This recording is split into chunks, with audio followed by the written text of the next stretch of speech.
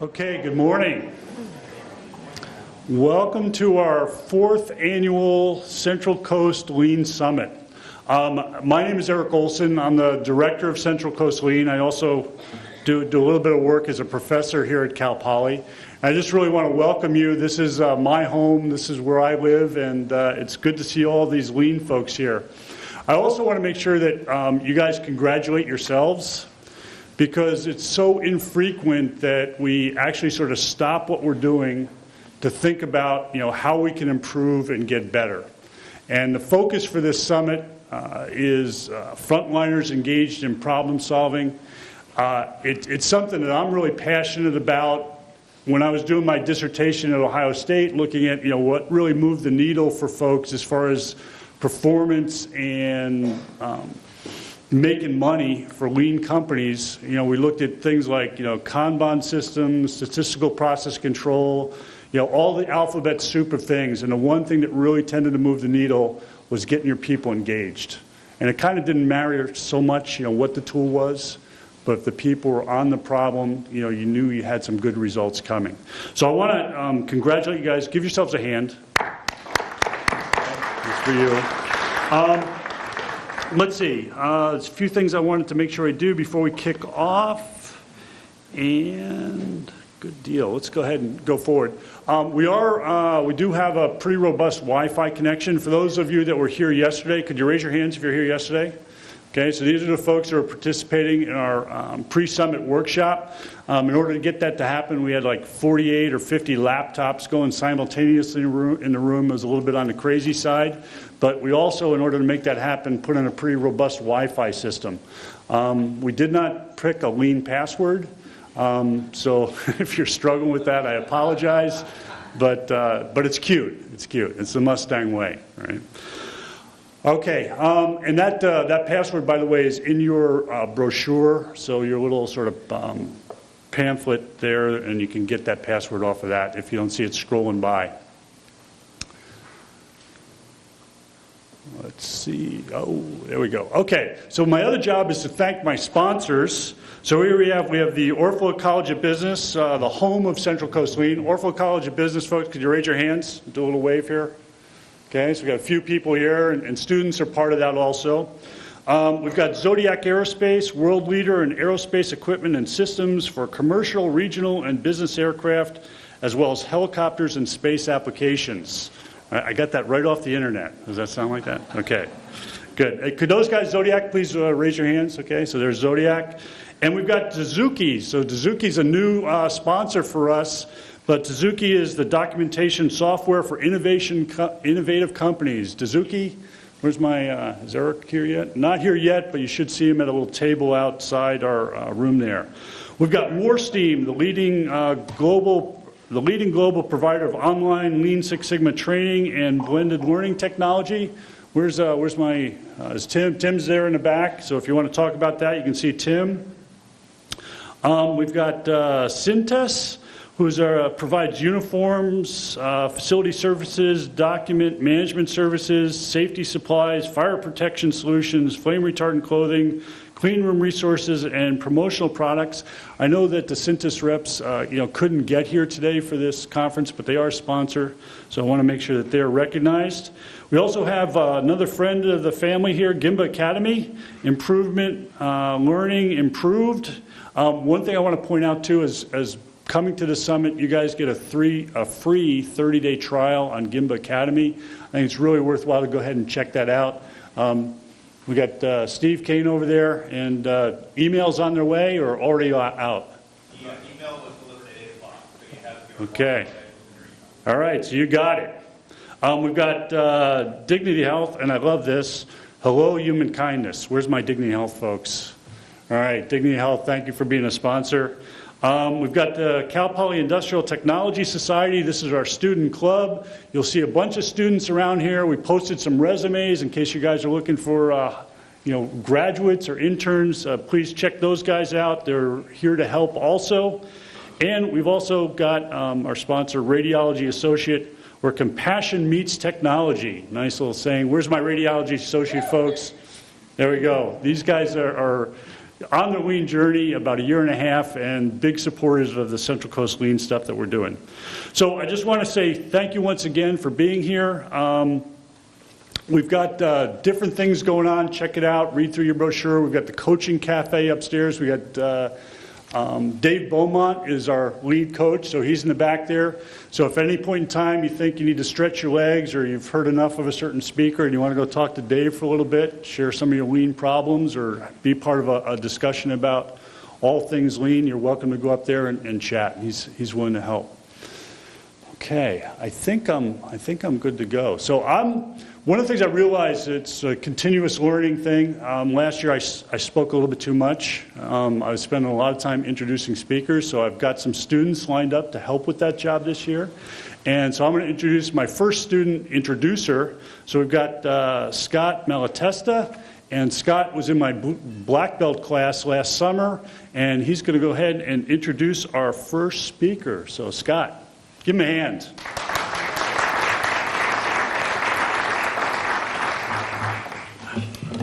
Good morning, everyone. It's my pleasure to introduce our first speaker today. He's a man with more than 21 years of experience implementing the Toyota management system in companies ranging from Ford to Adidas. The author of a Shinjo Prize-winning book, Hoshin Kanri for Lean Enterprise. Please give a warm welcome to Mr. Tom Jackson, co-founder of Rona Consulting Group. Good morning, everybody. If you don't mind if I put my coffee up here. Hi. I just have a preliminary question before we get started. Well, actually, some thanks. This is at least the second time I've been honored by Eric. Microphone. This is the second time I've been honored by Eric. One was to help him with his dissertation on this subject matter that we're going to look at today. And the second was he asked me to come and speak. Actually, this is the second time he has asked me to speak. I was unable to come last year, so I'm thrilled to be here. This has been really, I've had a lot of fun getting ready for this. Actually, there are real data that I've been gathering, which are actually they're being used by clients already. That's how valuable speaking engagement is to a consultant like myself. So thank you, Eric. A show of hands, how many people are here from healthcare? Okay, good. I'd say, 27-8%? About? Okay. By the way, a question. Those of you who were here with the simulation with all the computers, were you playing with any kind of toys other than computers yesterday? Just data and computers, or did you have Lego, or what were you playing with? No, data. Data and computer. That's still a hard act to follow, so I'll do my best. The subject matter is Hoshin Kanri, and I'm starting out with a compass. For those of you who may not have heard of the term Hoshin Kanri, it's Japanese. It means one translation is compass, or the original maritime compass. It was the second compass invented by the Chinese, and this was a bowl of either water or oil on which was floated a piece of iron. Or the Hoshin means shining needle, or an iron needle floating on top of some liquid, of course, orienting itself toward magnetic north. And that's the origin of the term. It also means one translation directly from the Japanese would be policy deployment, where policy refers to something like a State Department policy, not a bureaucratic policy. So this is more like strategy, right? So strategy, deployment, where deployment is to, when you deploy your forces in the military, you put your forces at the ready. To deploy means to put them at the ready, meaning you're ready to attack, or you're ready to defend. So strategy deployment, to put your strategy in place to ensure that you can actually execute.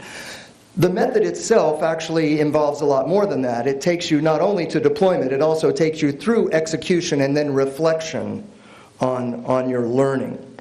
But that's the origin of Hoshin Kanri. You're most likely to hear it talked about as strategy deployment or policy deployment. And how many people have heard it called the balanced scorecard? Those of you who have organizations involved in the balanced scorecard, that's where it comes from. Some smart guys at Harvard saw people using it, and they relabeled it in a way that Americans would say, oh, a bright, shiny object. And it became a huge fad. They left out moving parts, by the way. Harvard left out many moving parts, but that's where the balanced scorecard came from. All right. So, from Japanese to the Vatican.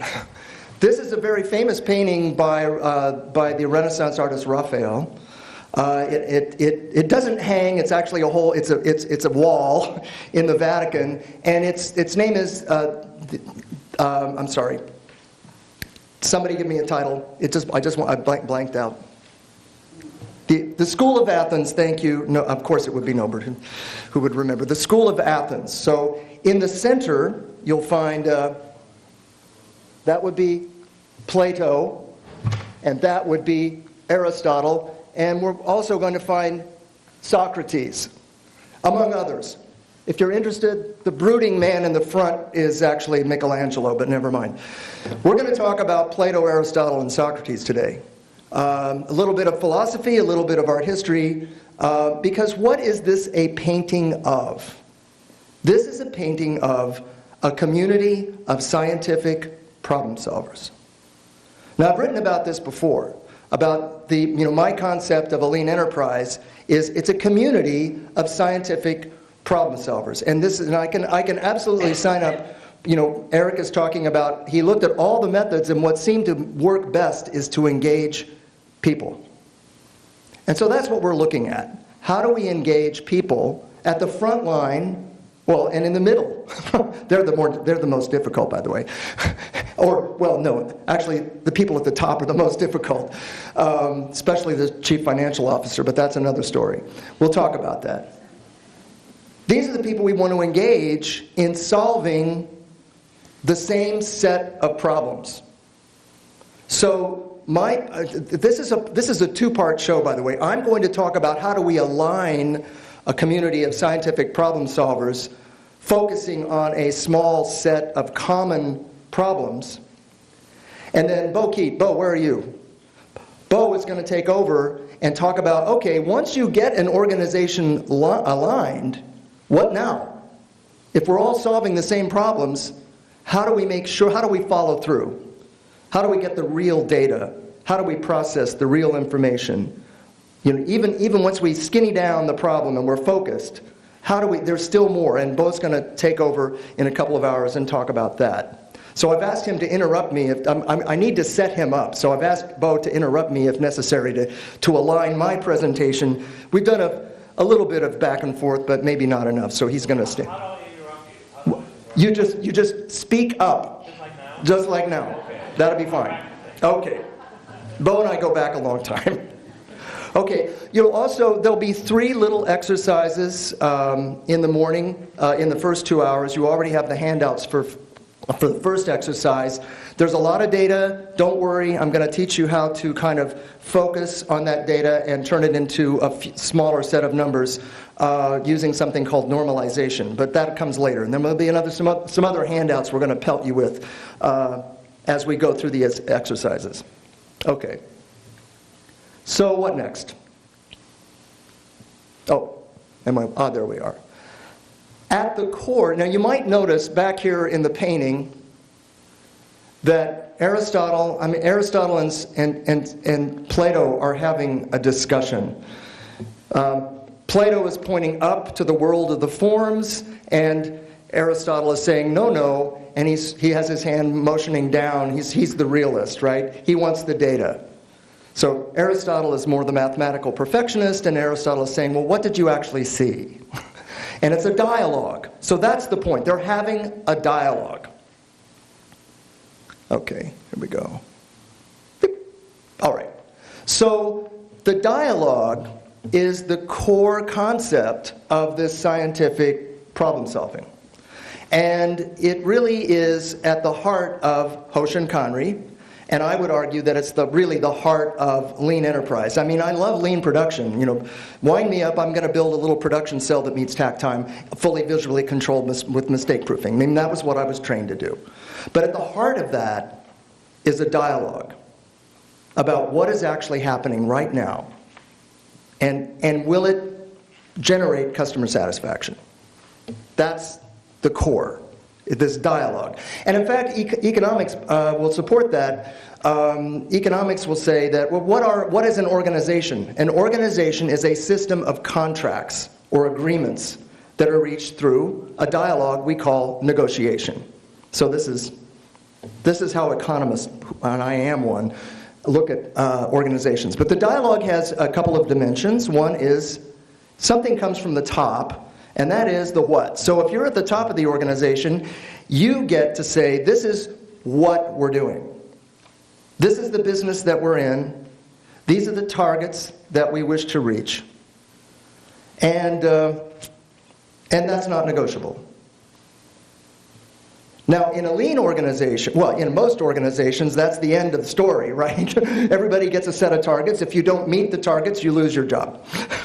But in a lean organization, we shift the conversation, because what happens in an organization, what happens to information in an organization where you have a smart guy at the top and everything has to be done his way or her way? The information goes missing. You're afraid to speak up. Right? This is a huge problem in healthcare, am I right? In fact, there's a movement in healthcare now called just culture. Been out there for a while, trying to create an environment to make it safe to say, I made a defect. I actually hurt somebody. I'd like to prevent that in the future. Can you help me? It's not so safe to say that now. But if we shift the dialogue and allow the people farther down in the organization to respond to the what, thou shalt be perfect, you get to say, well, that's a great goal. Here's how I propose to be perfect. Here's how I propose to avoid harming my patient. Here's how I propose to avoid making defects. Here's how I propose to meet my financial targets. So this dialogue, and it has to be genuine. It has to be a real dialogue. Otherwise, the people saying how will not tell you the truth. And is science based upon truth? One hopes so. So to be a scientific community, you have to have this going on. How do you do it? That's what we're going to talk about this morning. We're going to talk about the alignment piece first, and then I'm going to hand it off to Bo, and he's going to say, okay, now what? Now that we're aligned, how do we actually, what are we going to do when we get up in the morning? Okay, dialogue. The dialogue is governed by this form. You may have you had a chance to look at how many people are doing A3s? That would be about 45%. Okay. How many are planning to do A3s? The rest of you. Okay. The A3 is nothing but a team charter, but embedded in the team charter is a scientific process in the form of either PDCA or PDSA, or maybe you're a Six Sigma organization and you'll use DMAIC, or maybe some other version of total quality management, which is writing that scientific problem-solving process, writing it small so people on the front line can help you solve your problems. So this document embeds the what and the how. So the what occupies most of the half of the real estate, and the how, the second piece. This A3 is the one in my book. It's a little different from John Shook's, but I could demonstrate that they're identical, but never mind. The document's not the important thing. It's the dialogue that's the important thing. So this A3 thinking is really intended to set standards by which we can measure, are we having a genuine dialogue or not? And is it based upon fact or not? And have we tested our hypothesis or not? And did that work? And what are we going to do about it? So that's what the A3 does. These are very basic questions. Don't be mystified by the form. There are 1 million of these A3 forms floating around. Focus on the science, and you'll understand it correctly. Now, it really is, I think this is building on Eric's point, it really is about how genuine is your agreement. And Hoshin Kanri, strategy deployment, is built upon these agreements. The A3 as you read in John Shook, as you read in my book, this is what we use to actually accomplish and document the agreements. How many people have bought a piece of real estate? Everybody, except for the students.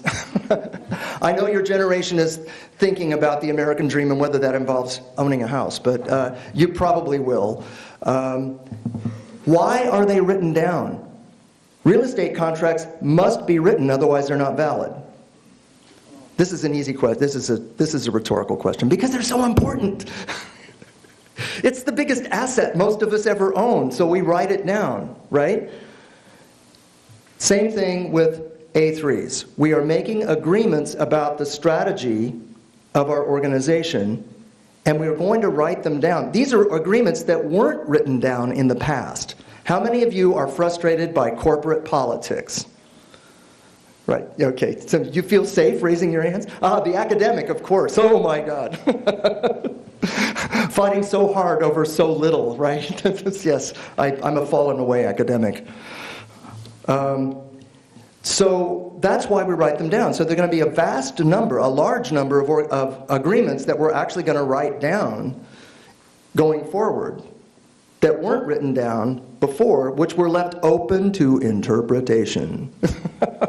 Which meant that the people at the top thought they had control, but in fact, they didn't have control.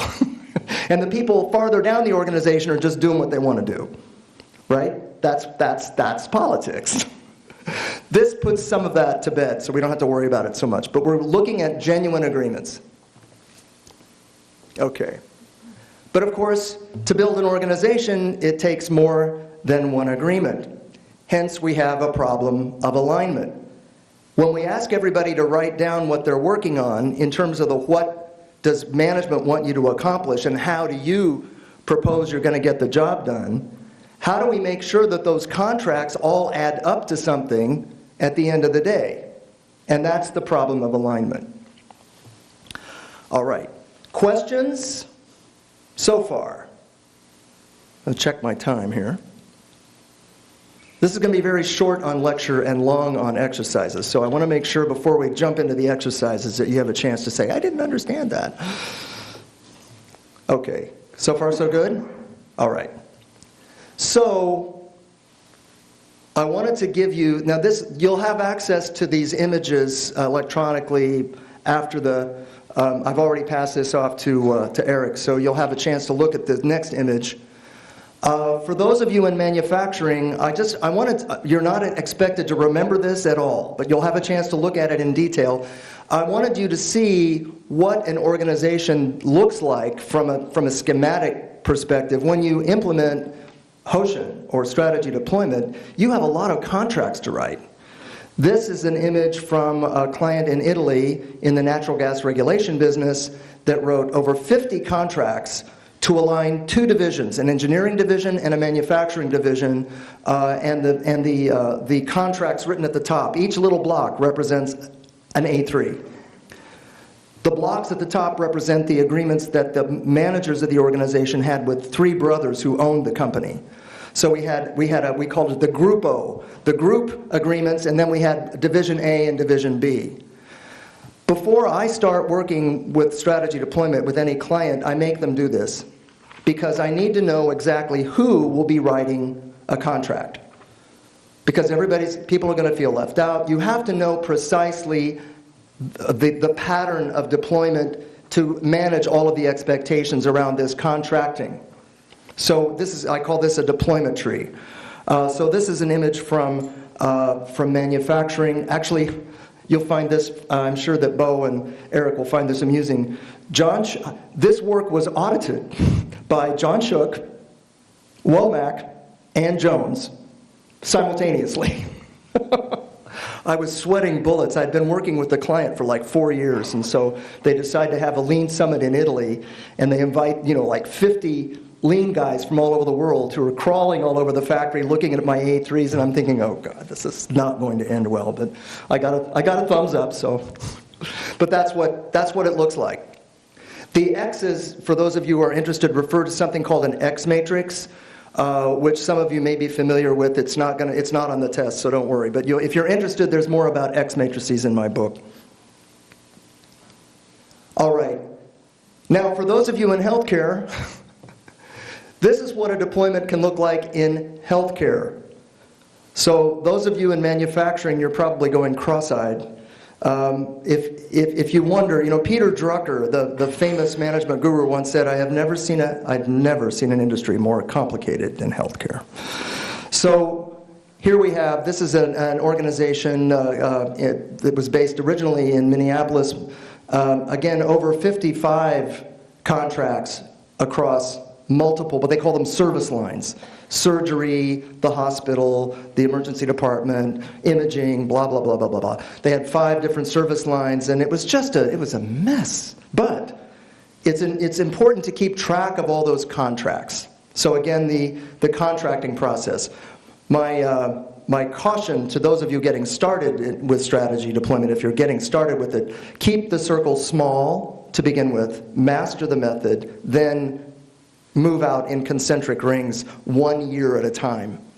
Toyota at Fremont, before Tesla took it over, took 10 years to engage its frontline workers in this process. So they went really slow. I don't recommend going that slow, but it is a cautionary tale. Okay, so these images will be available. We're not going to go in. I just wanted to show you that manufacturing tends to be simpler than healthcare. There are a lot of contracts you're going to be writing to align an entire organization. And healthcare, we're going to be focusing on healthcare data. I just wanted to kind of prepare you, especially those poor manufacturing people who, my friends from healthcare, don't know how difficult your lives are. I wanted to prepare them a little bit for the complexity they're going to look at. Okay, so now we're down to the central concept for today.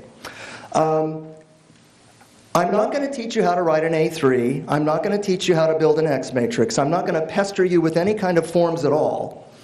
I wanted to talk about 3 things that would set Bo up to talk about visual management and daily control of an aligned workforce.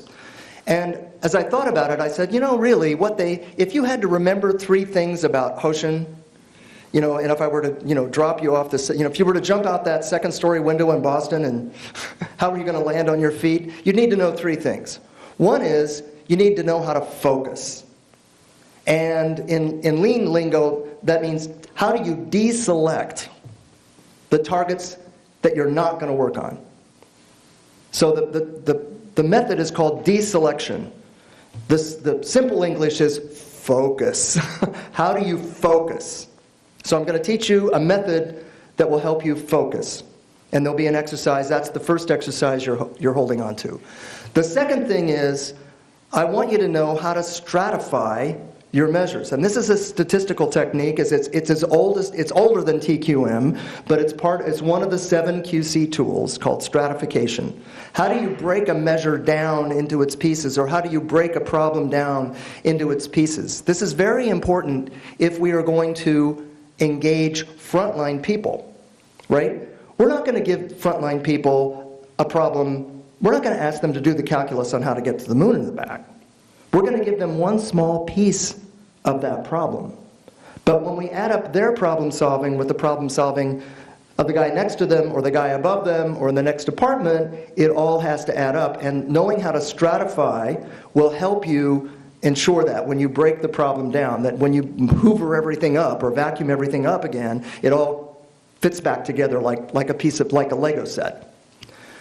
The third thing we're going to talk about is the dialogue itself. So we'll talk a little bit about the dialogue. And I joked last night, it's actually not a joke, it's actually fact. I brought the beginnings of 2 A3s, and they're very badly written. We're in great need of help. And I'm going to hand them out, and you're going to coach each other on how to improve these terrible A3s, based upon the data that you're going to find in the data set in front of you. Okay? So these are the 3 things I'd like you to take away. Like they say, talk about 3 points. Tell them what you're going to tell them, and then tell them what you told them. So I'm trying to follow the rules here. So this is the rest of the morning. My morning session will be engaging you in this. Okay. So the first piece is, how do we say no? Right? The new guidelines have come out. Salt is okay. Sugar is worse than we thought. I don't know if anybody's following that, but the older I get, I'm beginning to worry about my salt intake. So how do you say no? This is really, really hard. In healthcare, it's almost impossible. It's almost impossible. There are so many regulators crawling around healthcare, telling you what you have to do, that it's almost impossible. Am I right, my healthcare friends? It's just unbelievably bad. I joke that healthcare is like the third remake of the Poseidon Adventure. And we don't exactly know which way the bubbles are moving. You remember, some of you are probably too young to have that image of Shelley Winters. Never mind. Swimming up in the direction of the bubbles. Okay, so how do we deselect? In your lap, you will find a deselection scorecard. Most of you have it printed on cardstock. I had my first information from Eric was 120, and then I got an update, so I had to make some more copies last night. They are not on cardstock. I apologize. I hope you have a pen. If you don't have a pen, you can borrow your neighbor's pen. We're going to learn to use this particular scorecard. Based with the data, there's a data set, and I'm going to speak to this. So I'm going to set you up to take the data on the data set. That's the opportunities for improvement, a Saint Unholy Mess. Right? I have 4 clients in the audience. Would you raise your hands? I've been working with these wonderful people for how many? Is it 5 years now? Oh my God. These are some of my absolute favorite students. And they know that when I show up with my toy kit, which is either going to have Barbie dolls or Playmobil dolls, I open up the St. Unholy Mess Medical Center, and then we try to fix it. Or we try our best to fix the St. Unholy. And I'm going to engage you in helping me solve the St. Unholy Mess Medical Center's problems. So this is a prioritization matrix. It's a classic. One of the classic 7 management tools for those of you with a background in TQM. And how does it work? So let's briefly go over this thing. We've got all these data. Let me see if no, I didn't give it. So you're looking at the data. These are the data that we want you to focus, to look at. Is it going to be impossible? Is it not impossible? Just looking at it, how are you going to make sense of this? And this is just kind of the first cut of the complexity in healthcare. So I'm going to go over this with you. On the left-hand side of this matrix, you will find a list of opportunities for improvement in healthcare. ADEs are adverse drug events. So if you react badly to a drug, that's an ADE. We all agree we don't want that to happen. A catheter-associated UTI is a urinary tract infection, very painful. We would like to avoid that because some people are catheterized, they become infected, it's terrible. Central line-associated bloodstream infections. Thank you for correcting my English. These are if you're hooked up to so. Could one of my friends explain? Thank you.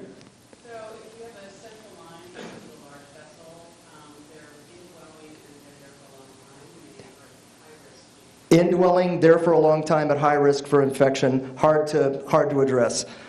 Deep vein thrombosis, this is something that happens during surgery, and the way that it's prevented is your legs or your limbs are massaged constantly throughout the surgery to make sure that you don't have this particular defect occur. ER diversions refer to emergency room diversions, and in this case I'm looking at the diversion of heart attack patients. Oh, I'm sorry, we don't have room for you in our emergency department. We're going to send you across town. So this happens all the time. We'd like to avoid that. Falls with trauma, that's if you fall on your way to the bathroom and you hurt yourself, you might have to stay in the hospital a few more days. We'd like to avoid that.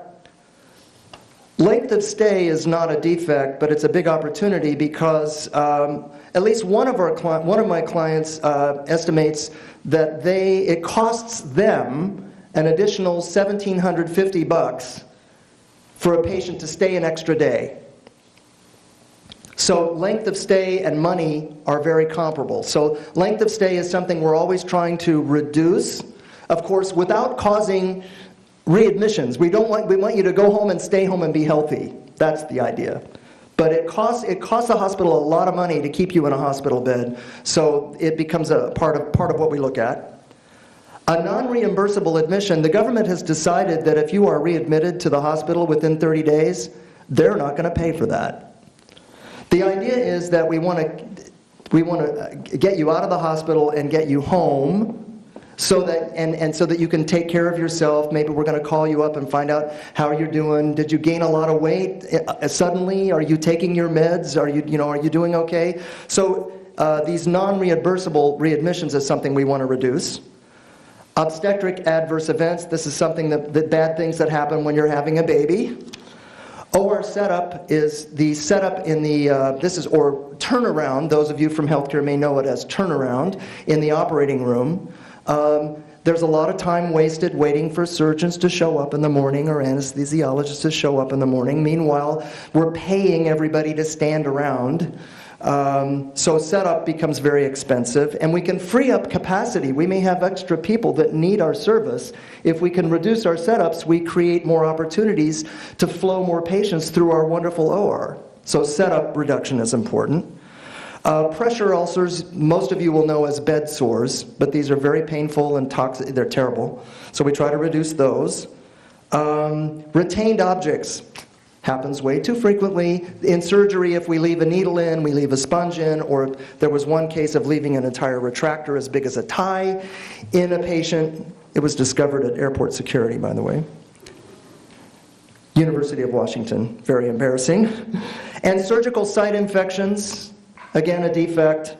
And then VAPs, or ventilator-associated pneumonias. So if you are on a breather, a mechanical breathing apparatus, and you may contract pneumonia, this is very risky and very painful and very bad. So those are the opportunities.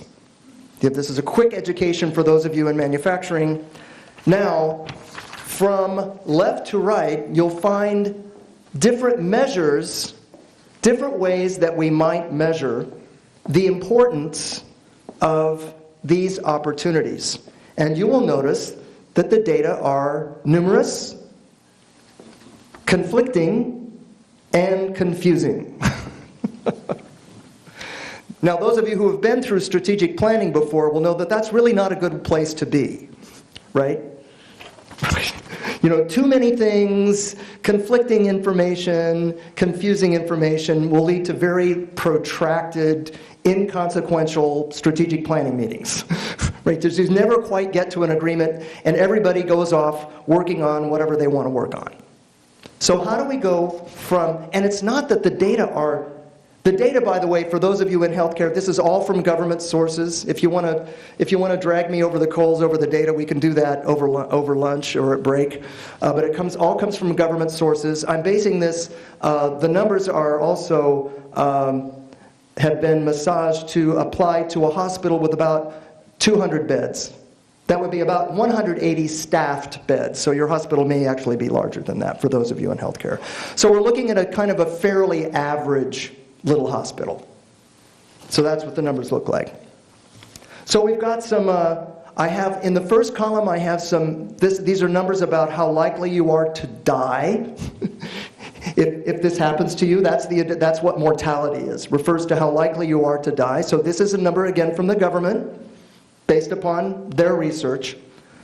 The next number has to do with the number of opportunities, because we might prioritize according to how many people we might affect. So the number of opportunities, including number of patients and so on.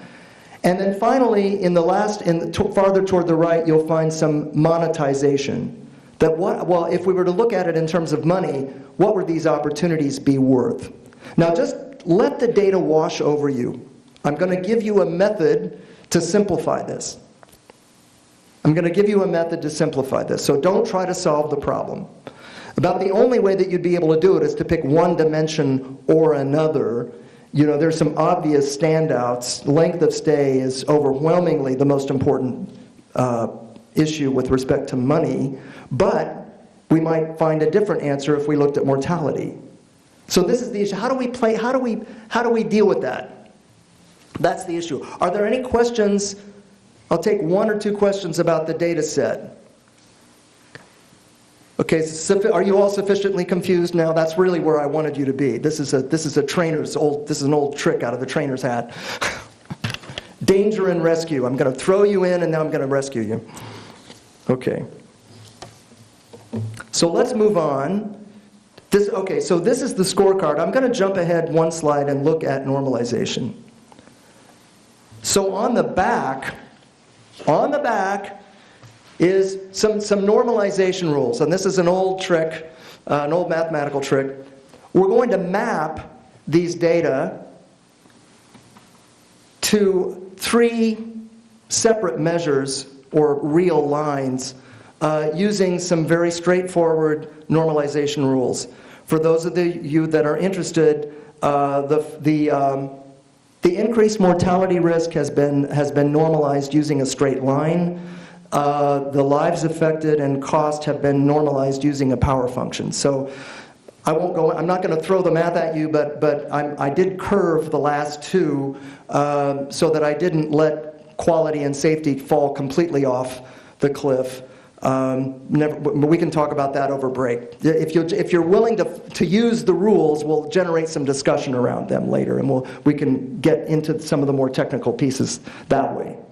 The idea is I'm going to ask you to use these rules to classify the data and assign the data a number, and then map the number onto your scorecard. This is an old total quality management trick that's used in quality. It's also used in marketing. Wherever we're dealing with data of this kind, this method can be very important, but especially in strategic planning, to get people to agree on the relative importance of what they're looking at. Right? People want to fight to the death over the absolute importance of what they're talking about, but you'll never reach an agreement. You have to have a method that permits you to agree on rules that where you arrive at a common understanding of the data. And normalization is a great way to do it. Most of the fights in strategic planning probably should take place over your normalization rules. How are we going to normalize the data? Do we agree that this is how we're going to normalize the data? So you might have some discussions over that. What I'm going to do, but rather than go into that rabbit hole today, I'm going to ask you to use these rules to normalize the data set in front of you. Are we good so far? Okay. Now what I'd like you to do is turn to your neighbor. I'd like you to pair off, or some of you will need to work in groups of 3. Okay? So groups of 2 or 3. I'd rather that you not be working alone, because then it's all kind of lonely and boring, and I'll get low scores. So take a couple of minutes if you don't already know each other.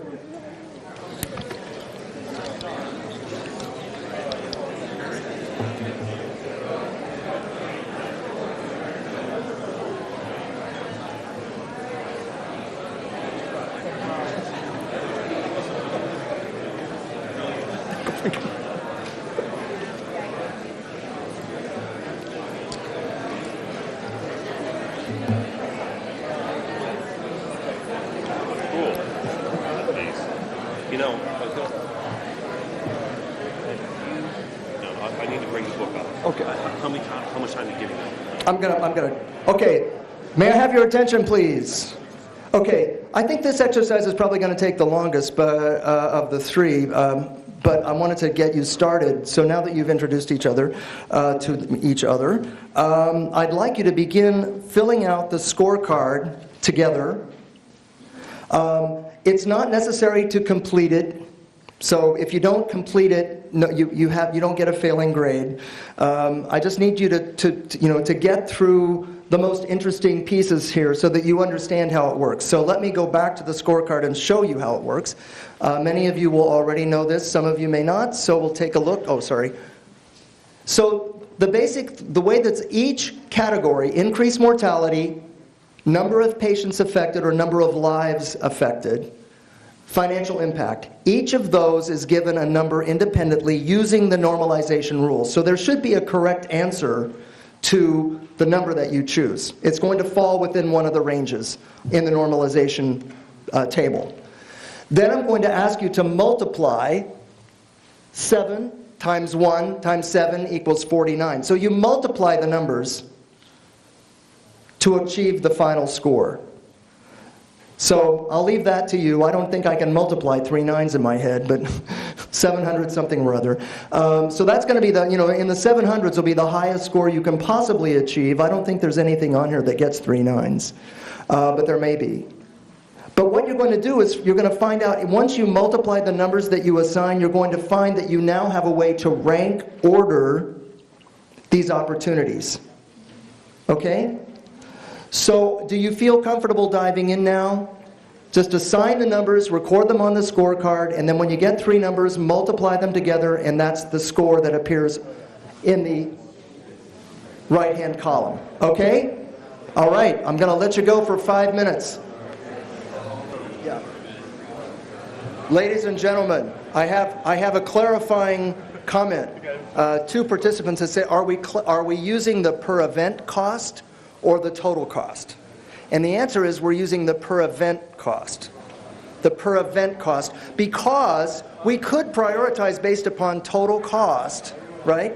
We could do that, and many hospital administrators do, and then they lose the clinicians, right? The clinicians won't follow them. So use the data, the normalization has to do with per event cost.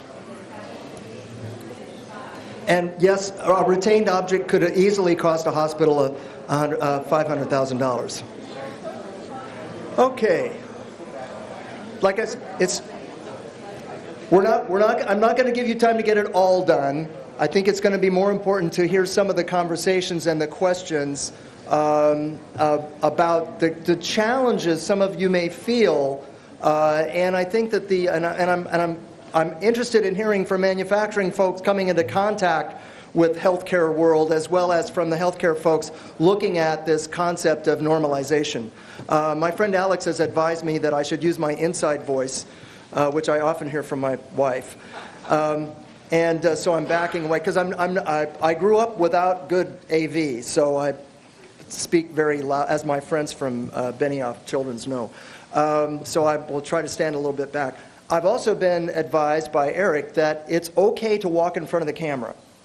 So those of you who need some coffee, don't worry. And I really do like to keep an informal atmosphere, and this is definitely what Eric wants to foster here. So coffee, donuts, I don't care. Go help yourselves. Walk in front of the camera. It's okay.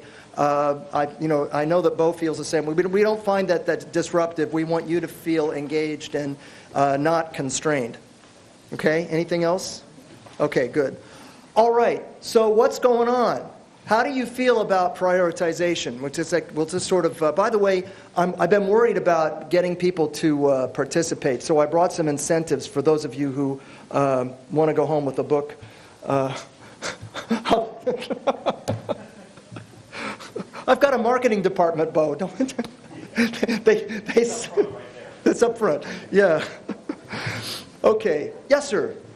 If you can stand up and speak with a booming voice.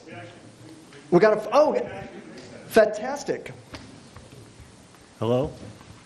Hello. You are? Bob Shrimp from Cal Poly. Hi. I find this very interesting. My problem is the step between normalizing the data. I can look at my data and I can get data, but then you kind of like skipped over that. So I'm kind of like lost on how to go from my data all the way to the deselection matrix for normalization. That was the step. So the normalization, is this, okay. So the normalization rules are on the back of your data. Yeah, but how did you, to get that? How did you get scale? How did I get the scale? I made it up.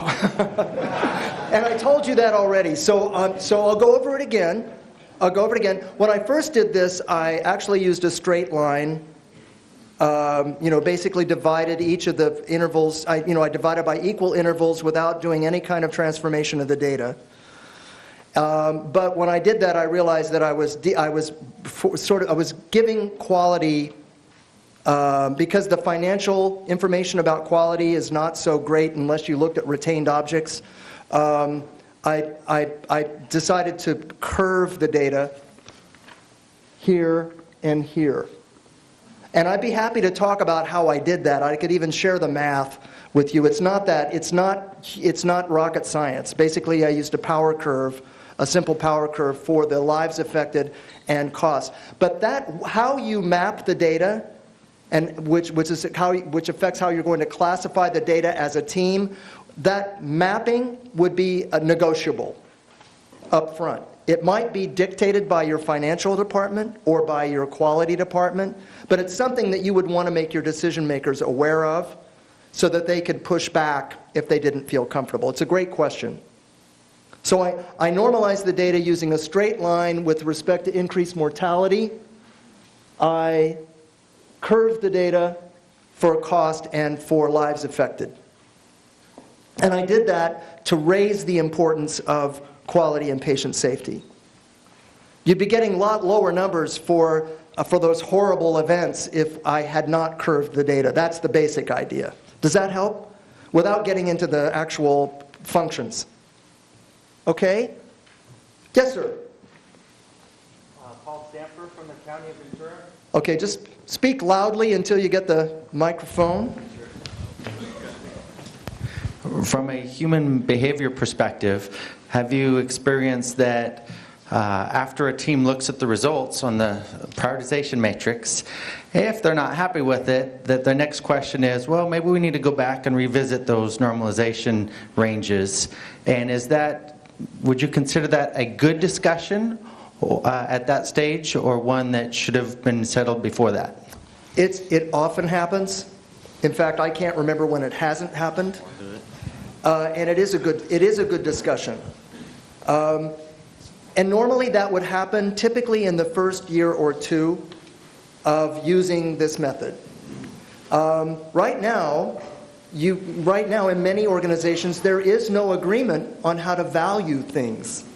Okay?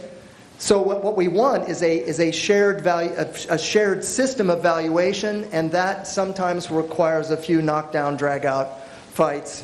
And some of those can often happen after they see the results of using rational decision-making techniques. Because right now, nobody's using rational decision-making techniques. They really don't, they don't know. Which, of course, gives those passive-aggressives in the audience a lot more room to maneuver. Yes, please. Yes, sir. On the retained objects, would we want to weigh that or factor it? Because we rated it 1 on mortality and 1 on patient affected, but the cost is so high that if you were just looking at the priority on that, yes, it's very low. So, but I mean, that's a big hit to the organization financially. It is indeed. And so that's a sleeper. I put that in there. Yes, hand the microphone, if you will, please, over to Sharon. So I'd like Stand to up, know. please. I'd like to know if in your calculation of the cost, if you included, if it was just the cost of care, the cost to provide the care to the patient, or did it also include fines like for never events and CMS fines for healthcare acquired conditions? I don't know. Actually, the retained object number is just a number that was given to me by a client, not you, by the way. We never have those. I know you. Of course not. I don't know what was included in that number. I think it was a settlement. I think that was a legal settlement in that particular case. So it did not include the cost of care. But there are fines associated with a lot of those things now through the Centers for Medicaid Yes. and Medicare Services. You Yes. get fined if you have those things. So Yes, and it could be a loss of license, which would put it in a completely different category to my original speaker. If you're going to lose your license over this, it's your first priority no matter what, right? Back here. Jennifer Montejano, Jennifer. Zodiac Aerospace. Do you ever have issues where, like, okay, so talking about that, the fights being over the normalization, Yes. where you sort of have people agreeing on gut feel, and they want to, like, manipulate their normalization so that the numbers end up matching their gut feel? It can happen. And actually there is some statistical decision theory that would actually support that. Like that it's a good thing or a bad thing? Because my gut is to say, like, we want to go with data and not necessarily manipulate it to match our gut. I'm actually trained in the gut feel approach to statistics. It's called Bayesian statistical decision theory. And actually what we would do is we would actually put a number on your gut feel and then take a look at it over time to see if the data are confirming that or not. So we would revise as from year to year to year. So in the beginning, gut feel is sometimes all that you have to go on. But it's important to mark it down and put a number on it so that you can learn about how good your intuition was or not. Thank you. Okay? And that's typically when you're getting started. That can happen. Bo? Oh, just a quick one. What I sensed from the audience is that where they start may not be where they end up. Yes. And that's okay. That is okay. Thank you. Yes, sir. Alex. Alex Healthcare Products. Yeah, and what we're all talking about here. Do I need this? Yes. Okay. What we're talking about here is that you go through this process and you negotiate your normalization, and then you get an unexpected result. and that's worthy of talking about. Yes. You know, to speak to your question, we're both in manufacturing, and you say, okay, well, and then you go back and you say, well, why did we get that? Is there something that we should adjust? Because at some point, you look at whether it's reasonable or not. Yes. Because you start out, I do, with an expectation that you're going to get a certain result, that something's going to be more important than another, and then when it doesn't come out that way, you go, well, why is that? And understanding why that is probably important. Very important. Thank you. It's important in so many different ways, and I'm sure it's true. It's certainly true in healthcare, and I'm sure that to a large extent it's true in manufacturing. That you have so many different audiences who are with different backgrounds, different training, different personal experience, and they come with different values. But to achieve alignment, we have to talk about that. To achieve alignment in our problem solving, we have to talk about that. A lean organization is an organization with very few hidden agendas. This process is really intended to make all hidden agendas transparent, because otherwise people are doing the passive-aggressive thing in the background. You don't know, you lose control. As a leader, you will lose control if there are hidden agendas. This prioritization goes really deep. It's very simple on the surface, but we're talking about deeply felt experiences. Kim. Importance. Hi, thank you. This illustrates the importance of the quality of your data, because a number of these things might not be reported, or they're hidden or not accurate. Yes, absolutely. So that's a great point. For those of you in healthcare, what I'm doing with our clients is I'm giving them the government data, and I'm saying, if you have better numbers, we'll plug them in. But to have no number, to me, that's not acceptable. I'm an economist. I'm sorry. You got to have a number. I saw a hand up over here. Thank you. Hi, Vince Sura. I'm with Community Health Centers. I'm just curious about the increased mortality that it has. It seems to weigh heavier than it seems like it should, since there are a couple, the length of stay has a 0 essentially. There were no government data on that, and I worried about that. But to speak to your point, Vince, the mortality data are all readily available. I can give you the sites if you'd like to see. It's all government data. There were no length of stay data, although I do know that if you stay in the hospital an extra day, the longer you stay in the hospital, the more at risk you are to get one of these things. So you could probably come up with some data. I don't know that let's hope there's some government office that would give us a number to start with. Many of our clients might not have the staff necessary to actually do that research. I would love to have a number. Yes, sir. Yeah. I guess what I was wondering is, what happened is when you add up the numbers, that ends up being like number 6 is what it looks like overall. And then, but really, if you look at the financial impact of $12 million and it affects 7,300 patients, it seems like it should be higher than number 6. So that's why I was wondering if the fact that it didn't have the mortality, it unnaturally made it lower on the priority. Yeah, length of stay automatically gets a 1 in the mortality. Yeah, which kind of, exactly. So that's something that you would discuss in the team. Of why are the numbers shaking out this way? And then I would challenge the quality team in the organization to give me a number. We know that people are at risk if they stay longer in the hospital. Give me a number other than 0, and then that will change the calculus. Great, that's a great point. This is one of the weaknesses of the normalization approach. But it does, at least if you're going to deviate from the rational approach, you have it recorded, you have a reason why, that you can go back and test in the future. Great point. Okay.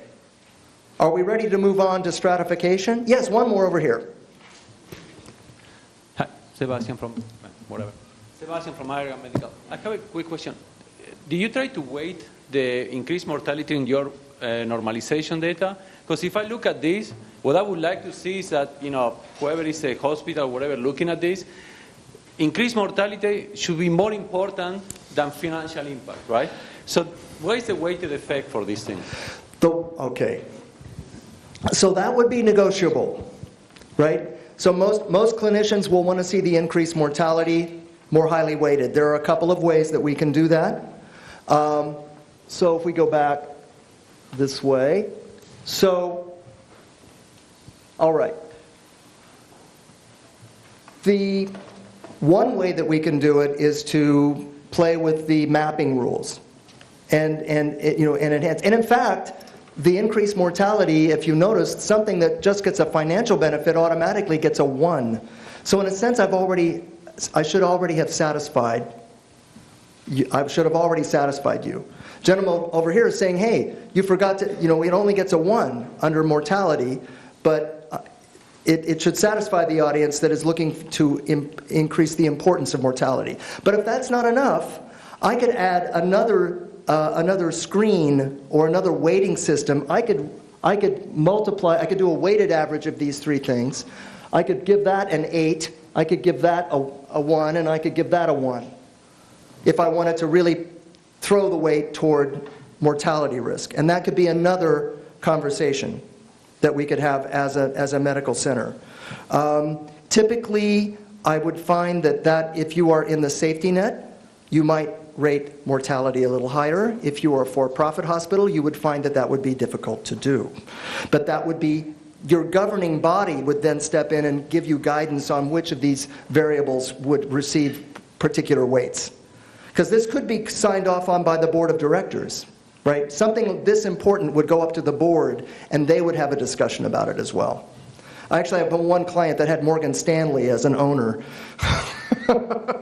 Mortality didn't count for anything. I'm telling you, it really was the complete stereotype of Wall Street silly thinking. I was not happy. Okay, so let's move on. So here we are, back at the School of Athens, and now we're going to talk about stratification. So stratification is a very interesting subject. It's as old, well, at least as old as the Renaissance, it turns out.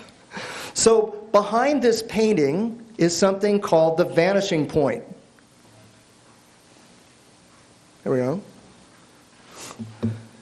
And the vanishing point was a grid. It was a grid system imposed by the artist. And its sources really reach back further in history than the Renaissance, but the Renaissance painters were among the first to bring this back into the human consciousness.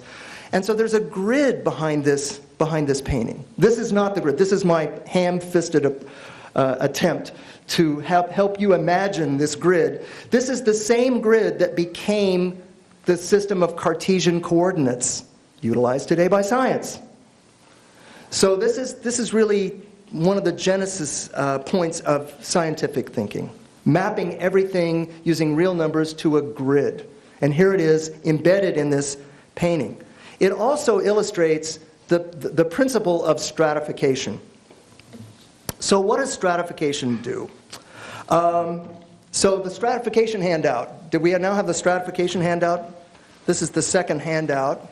Here, so it's coming around. You're going to get some stratified data coming around, and I'm going to talk about stratification. This is something that has been going on in manufacturing, so my manufacturing friends may be a little bored for a while. But they've been very good at breaking things down in terms of time and space. These are the first two dimensions of stratification, right? When that defect occurred, who was manning the machine? When did it happen? What time of day? What shift? What piece of equipment? What material were they working with? So we break it down in finding, we stratify all of the important dimensions of the problem. And why am I talking about this with strategic planning? Let me continue with stratification. There are going to be a couple of ways I'll talk about stratification. We'll have a little bit. We'll spend most of our time talking about adding and subtracting. So how do you aggregate data or disaggregate data? That's another way to talk about stratification. Why is it important in strategy? It's important because you are the leaders of the school of Athens. You are the Platos and the Aristotles and the Socrateses of the school of Athens. And so you set the tone for all the conversations, for all the what, how dialogues. And by thinking carefully about the systems of measurement that you are asking your workforce to adopt and to engage in, right? By carefully designing those systems of measurement, you can create more rational dialogue, and you can also create better data. You can create better data. Many of the measures of, as particularly in healthcare, this is not quite so true in manufacturing, since we're like almost 30 years on in the adoption of lean. If you date it from 1979, right? I used to work for Norman Bodek.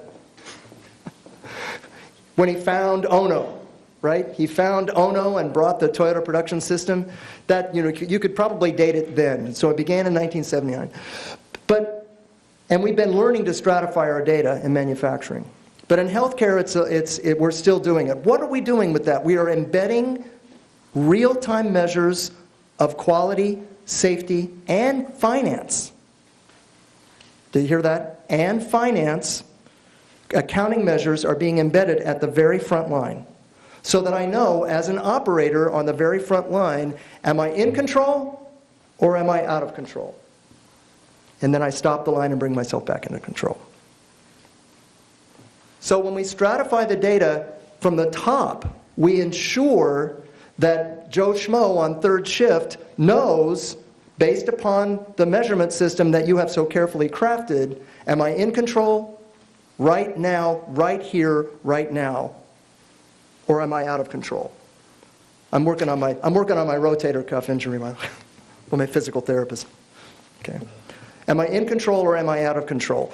It's not enough for the CEO or the CFO to know, are we in control or are we out of control? In a lean enterprise, in the School of Athens, everybody needs to know right here, right now, am I in control or am I out of control? And stratification is your first line of defense. It's a hard job. Measuring stuff is really a hard job. So it really requires problem solvers at the top of the company to be very thoughtful when they put a number on the page. Who's going to collect the data? How often? Where? For what purpose? Under what circumstances? And how easy can we make it so they don't screw it up? That's stratification. So, on to the exercise. Here are some data about adverse drug events. So this is bad reactions to drugs. Sorted out by month from my friends from Benioff Children's. Sam Carlson helped me with this one. So it's a bogus distribution, but we just kind of ballparked it. I ballparked it based upon what Sam told me it might be. So Dr. Carlson is one of my partners at the Rona Consulting Group. I am not a clinician, if you hadn't figured that out. I am not a doctor, I am not a nurse, I am not a lab tech. So, I did grow up over a small clinic with 3 exam rooms, though. My father was an MD in a small town in Indiana. Okay, adverse drug events. So, what I want you to do is to, we'll look at this. It's very straightforward, but I think we can have a number of interesting conversations in our groups of 2 and 3 over what can we know based upon these data, and what else would we want to know? And how else might we stratify these data to get at why people are having bad reactions to drugs? Okay, so let me see if I can map that into.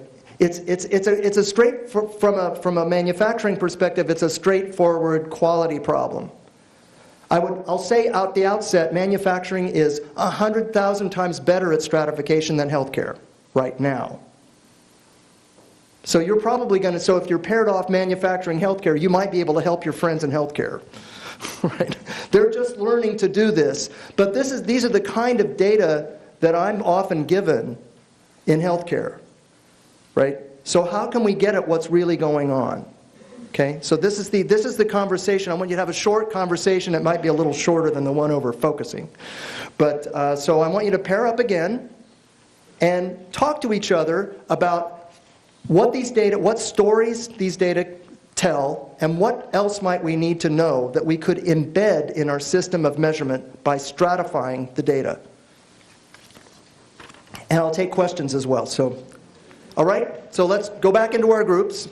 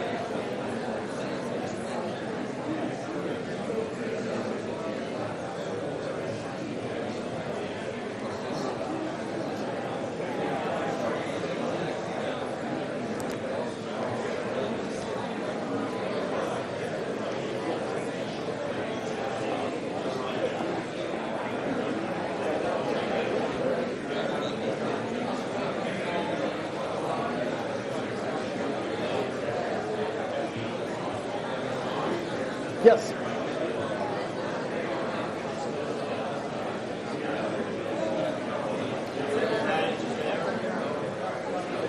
Formula all the way across. Just add one to the one on the top.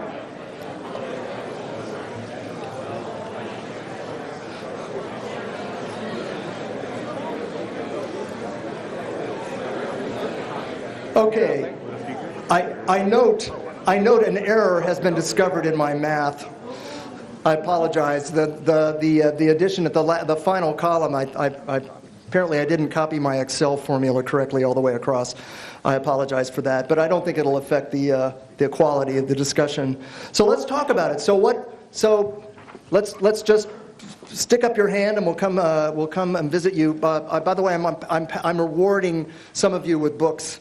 Thank you for keep the questions coming, the feedback. I hope you find the books useful. So what's going on with stratification?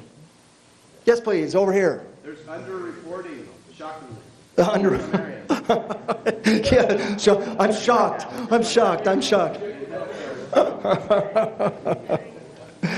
The numbers again. These numbers are government data, and yes, I bet that I totally get that they're underreported. Yes, sir, Jeff. Unit A obviously has got something going on, but my first thought would be: is it more complicated cases rather than ineptitude in Unit A? Yeah. So what? Yes. Yes, sir. Yeah. So what would the? Let me ask you a question, Sharon. Do you want to jump in? How would we know? How would we find out how big Unit A is? Yes, sir. My thought was, in the number of adverse drug events, you could divide by the number of drugs that you gave the person. That could be. So that would be one way. What's a lean way of finding out how big the unit is? Go look. Did you think there'd be a go see question in here? So yeah, before you stratify, go see, right? Go see, and not just the system data, right? Because you don't really know. Those are electronic little scratches, right, in our consciousness. We don't really know if they correspond to the actual situation, right?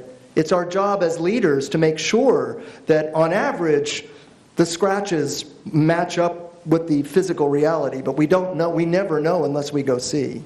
So number one, go see. I like this. So yes, we might have some more sophisticated thinking about what data we're going to track. Okay, we could weight it by the number of cases. Yes, sir. It comes down to you have to normalize unit A to B to C on whatever number you're measuring. Okay, so we could do that. Again, this is all in the way of stratification. How sophisticated is our measurement system? Does it give us the information that we need for decision making? Back here. I'm trying to understand the general context of things. So are you referring to stratification? Yeah. Yeah. I'm trying to put this in the general context thing. Yes. So are you referring in stratification to what they call now as the business intelligence unit, where you have all these dashboards and KPI monitoring things? Is just, are we speaking about that, or there is a specific thing that we are speaking about the system of dashboards. Okay. We are speaking about in the boardroom, when you get the C-suite together and they begin to say, this is what we are going to focus on this year, they need to think about how that is going to show up on their dashboard, on the dashboard of their middle managers, and then when we get to Bo's presentation, how is it going to show up on the huddle board when I come to work in the morning on the ICU or whatever unit it is? I need to know precisely where I am in that universe, right? I need to know where is my vanishing point. I need to know as an individual in a community of scientific problem solvers. So this is think of this schematic as the system of dashboards, and the conversations that we have about how we measure things really need to be bumped up and looked at from a pretty sophisticated quantitative point of view in order for Nurse Jane at 6 in the morning to know where she is, looking at her dashboard, 3, 4, 5 levels removed. I mean, I have clients with 7 layers of reporting in healthcare, with taking care of 1 million patients. They need to think like this. Thank you. Yeah. Does that answer the question? Yeah. Good. Yeah, because as leaders, you have to think about the whole system, right?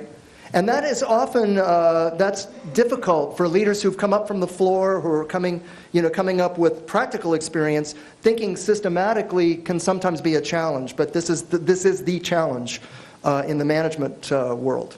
And it is the challenge of alignment. Other questions or comments about stratification? Yes, sir.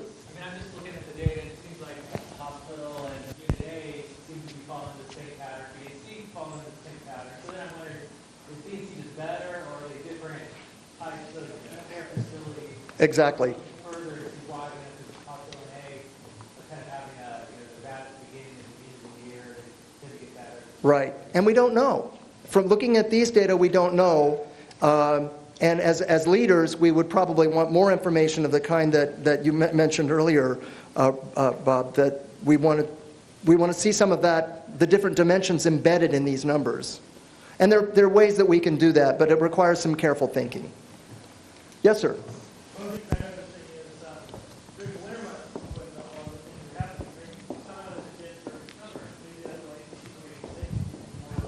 Actually, there's a specific cause that my health care, pneumonia. Yeah, pneumonia. So that's the basic pattern, right? That's the basic up and down. But these more subtle questions of, well, why is one unit better than another? We don't really know. Maybe one's in ICU, maybe one isn't. Who knows? Over here and then over here. Well, all of the peaks are holidays. We have New Year's, Easter, 4th of July, Christmas, Thanksgiving. That's purely by chance. However, no, really, today, in these data, that's purely by chance. But in fact, you'll talk to your friends in healthcare. They'll tell you that, tell me what day of the year it is. If it's a holiday, they can tell you who's coming through the door, what injuries they're going to have. And maybe this is adverse drug events. I'm not sure it would be true with adverse drug events. Sharon. Oh, and the new residents. Thank you. Yes, sir. Yeah, I was gonna say that you probably can't even make a conclusion that month to month it gets better or worse because we don't know how many patients are in the hospitals in each of those months. So it could be maybe worse in July per patient than it is in January. You Exactly. don't even know. Exactly. So again, stratification is important. Yes, sir.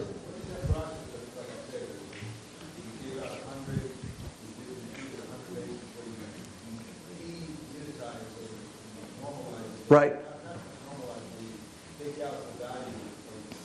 Right.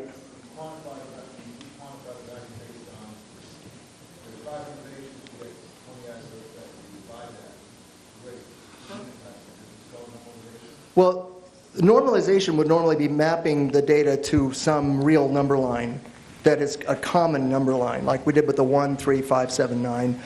Typical normalization would be from 0 to 1. Actually, I think what you may be alluding to would be ratio data. And ratio data, I like ratios a lot. But that, again, has to be carefully thought through and then explained to your leadership team so that they're comfortable interpreting ratios. This is where visual management, some of the visuals that Bo may talk about, can really help, whether it's a frontline audience or an audience in the C-suite. That the visualization of the data can really help with that. One more question, and then we'll move on to the final exercise. Over here. Yeah, I'm Jeff Van Oswald from Shasta County, and we use rate data a lot for county level data because it helps to normalize those units, if you say, or in our case, towns or population centers.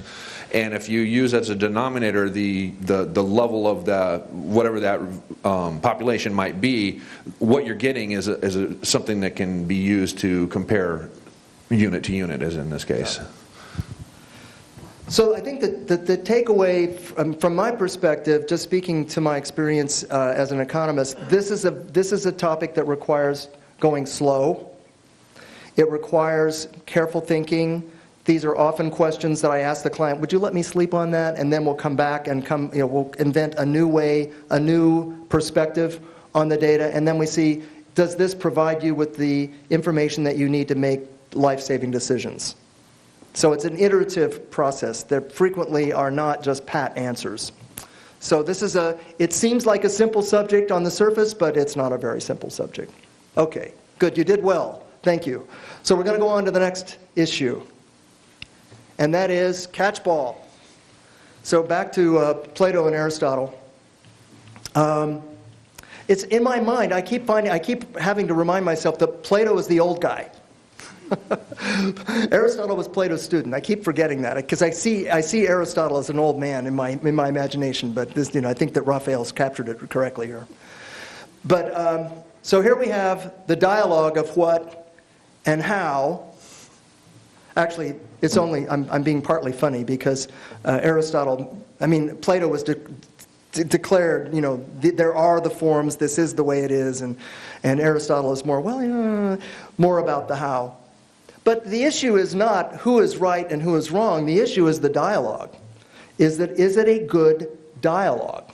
And does it produce knowledge that helps us live life in a satisfying and does it help us live the good life? So this is the issue. So now, what-how dialogues. There are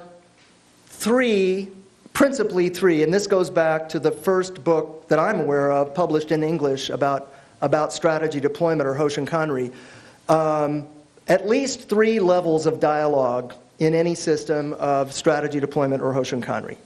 And so here they are in a schematic form that I borrowed from that original book.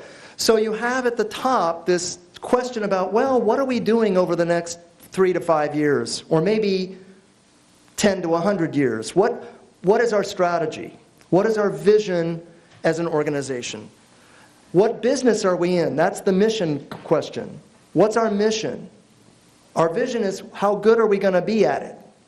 And then the strategy is, well, exactly what are we going to do over the next 3 to 5 to 100 years to fulfill our mission and achieve our vision? That's the strategy conversation. And the one that we've been focused on today, so far. The next level I call tactical. And this is the conversation that takes place in middle management. The issue is that the strategy people have to be really clear, right? They have to be very focused through deselection. They have to be very careful in crafting the measures through stratification. And now they turn to middle management and say, this is what we want you to do. Well, now we have a what-how conversation between middle management and upper management. Now middle management turns to the front line and says, this is what we want you to do. These are the tactics we want you to implement, right? And finally, we round out the circle with the do, checked, act. So in the deployment phase, we are still planning. We're communicating. We're not doing. We're still deploying our strategy through this careful what, how dialogue. I want you to reduce I want you to increase our margin by 15%, Christian. And then middle management says, oh my God, well, okay, let me think about it. And this is how I propose to do it. I'm going to reduce length of stay by half a day. How about that? And I can do that over 12 months, but I need some resources. That's my how. I'll need an extra RN and I'll need an extra MD in order to reduce that length of stay. Management says, well, I'm not happy about it, but okay, I agree. And so on you go. So now, Christian at the middle management level turns to the front line and says, okay, we're going to introduce a new RN and we're going to introduce a new MD and we're going to change up our process a little bit, right? We're going to use some lean thinking and we're going to reduce our length of stay by asking the doctors to do their discharge rounds more frequently. God help you with that one. But that would get the patients out faster, right? If we get the doctors to do their discharge rounds, even if they do it on a predictable schedule, that would help, right? And if they did it twice as frequently, we could pump those patients out, because many of them stay in the hospital. They're ready to go home, but they stay there for half a day, maybe a day and a half extra. And it's costing you $1,750 a day for that to happen. So Christian can make his numbers if the people on the front line, including the nurses and doctors, can do this new lean system. For those of you in manufacturing, we're going to go from a batch of 1 million to a batch of to smaller batch sizes, and reduce our lead time. In healthcare, we call it length of stay. Okay, but we have to have that genuine dialogue. Otherwise, if I'm in the C-suite, I'm just having a fantasy about reducing length of stay, right? And I'm going to get angry with Christian if he can't make it happen. But if I haven't heard his feedback that he needs an extra doc or he needs an extra RN, and he's proven to me with the numbers that that's what he needs, if I haven't heard that, and he goes off and he doesn't have the resources, and now he tries to communicate to the front line that they're going to do the impossible, what are my chances? Not so good. So this what-how dialogue has to happen at multiple levels. So, questions about the construct. Now, why is it called catchball? Hold your question. I'll be back to the question. Catchball it comes from the Japanese love of baseball. So they're talking about throwing it back and forth, right? The actual Japanese term is from gardening. It's called nimowashi, and it refers to digging around the roots of a tree very carefully to prepare it for transplantation. That's called nimowashi. Much more delicate a metaphor than catchball, but it wouldn't play well in America. Unless you live in Portland, we're all gardeners. Anyway, so back to catchball. So this process is a vital process. It's a vital process. How do we play catchball? That's the question. So the catchball handout, please. Where's mine? Do you all have do you all have A and B? You all have A and B. Okay, very good. So let's move on. So the catchball process centers on the A3. In the process of deploying the strategy and achieving that alignment, a kind of catchball will continue when Bo talks about this, but in order to confirm that the strategy has been deployed, I have to have this conversation. How many men are willing to admit that they've read the Mars and Venus books? You know, men are from Mars, women are from Venus? None of you? Oh, the women. A couple of men, okay. A couple of enlightened men. This is a book about how to talk to your girlfriend. Right? And what is their advice? You have to listen. And you have to confirm verbally, in your own words, what you heard your girlfriend say. And you have to keep doing it until you both agree that you both have been understood.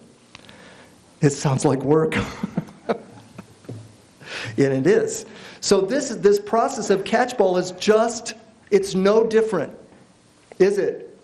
Friends, I have several students that I coach them in catchball. It is no friggin' different. You have to be present. You have to do active listening. You have to feedback what you're hearing. You must not assume that you actually get it until the people that you've communicated to tell you, yes, we're on the same page now.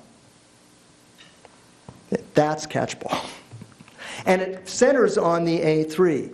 So the A3 is just an artifact of a culture of scientific dialogue. It's just an artifact. Right? It's evidence that you might be engaging in these conversations. I would have to come there and sort of actually listen to you.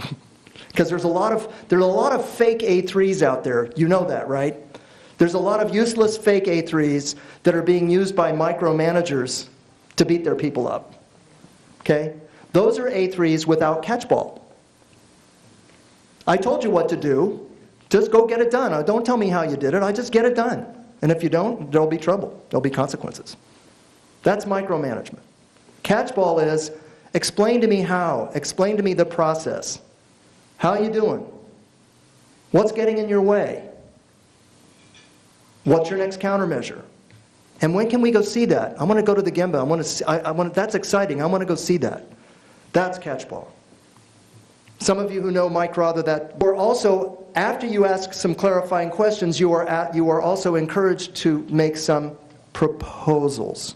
But not in the style of, why didn't you do this or why didn't you do that? That is not a clarifying question. That's a directive, right?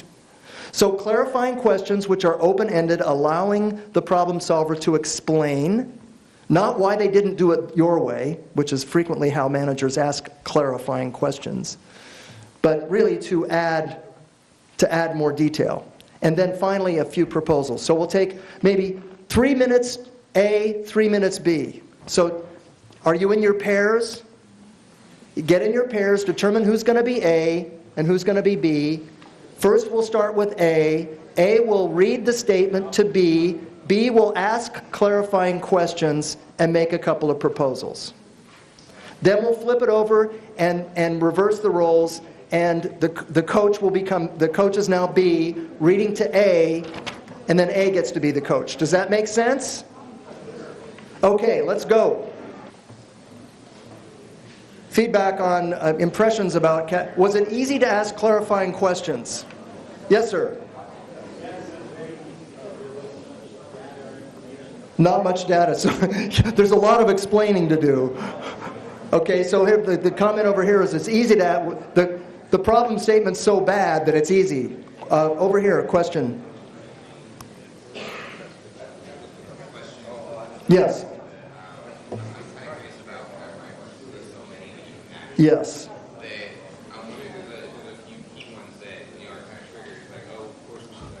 These few things, but then also, leading me in the direction of, I should ask about this, that, and the other. The key to the clarifying questions is more the syntax.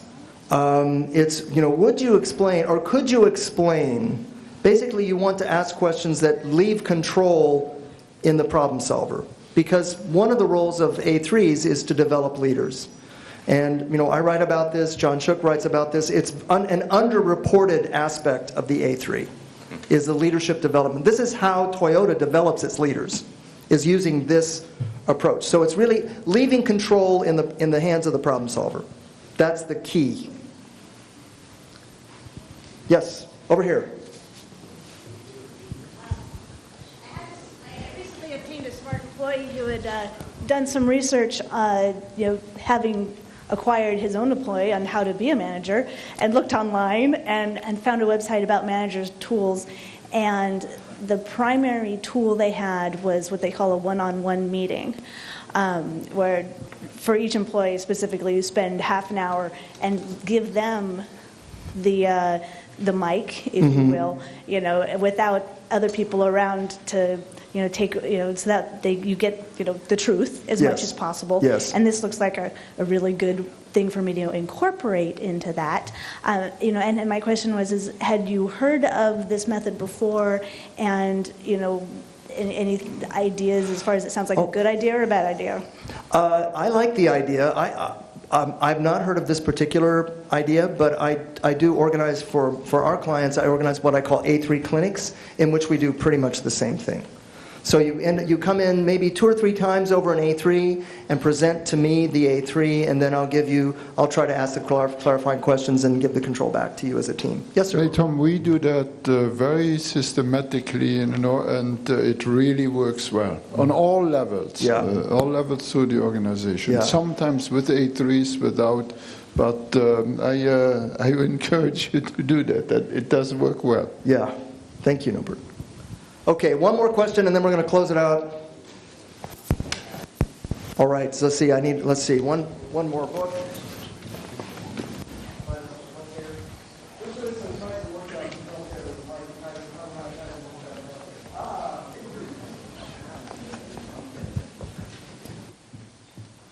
All right. Parting shots. Good luck with your this again, we're looking at a community of scientific problem solvers. Thank you, Eric, for inviting me to present to this wonderful group. Thanks, everybody.